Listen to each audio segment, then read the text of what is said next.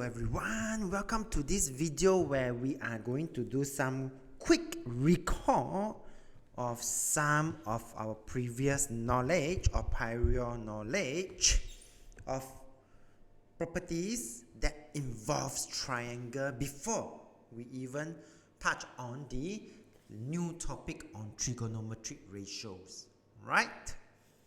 So the very first property is about isosceles triangle. Come, let me zoom in.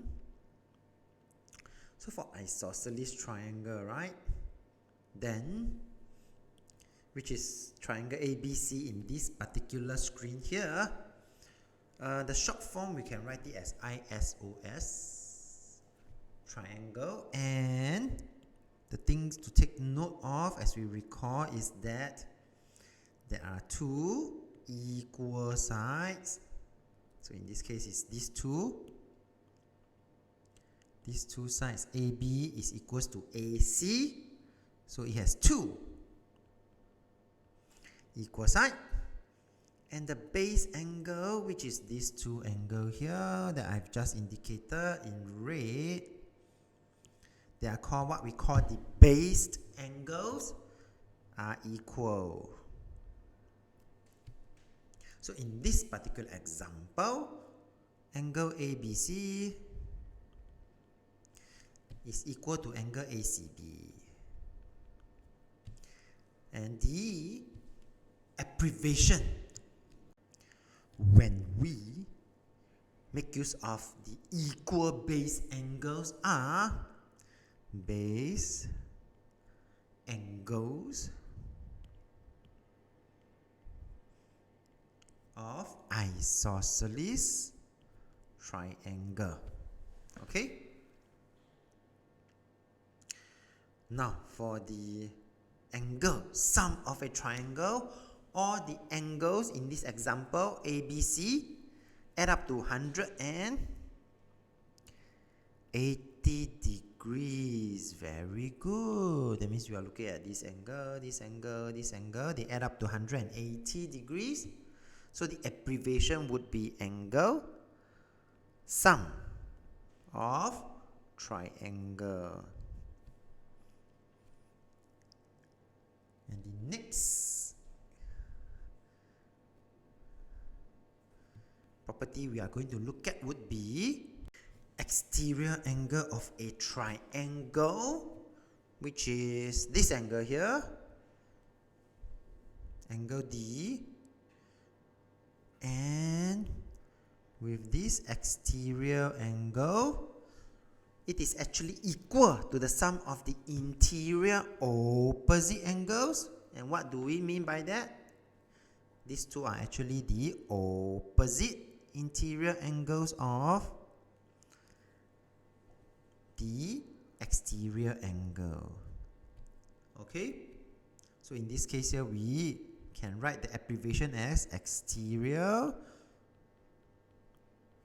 angle of triangle. Another thing to take note is that the adjacent angles on a straight line add up to 180 degree, meaning that angle C and angle D, because they are on the same straight line, they add up to 180 degrees. And so this one would be adjacent angles on a straight line. And now for the last recall, which will be about the Pythagoras theorem that only works with right angle triangle. That's very important. Okay, there's a 90 degree down there. Then the following exists. Okay, the hypotenuse, which is AC, square is actually equals to the sum of the squares of the other two sides here.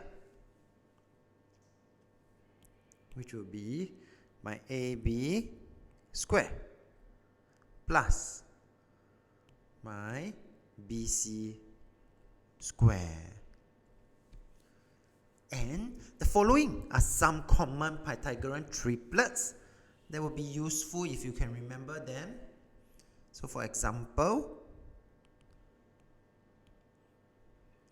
for this common Pythagorean triplets, 3, 4, 5 is 1, 5, 12, 13, 7, 24, 25, 8, 15, 17, 9, 40, and 41. And with that, we have come to the end of this video where we do a quick recall of these 4 properties that would help us in this particular chapter on trigonometric ratios. Alright? And we shall continue to now look at this new topic. If you like this video, do give it a thumbs up. Thank you for watching and have a nice day.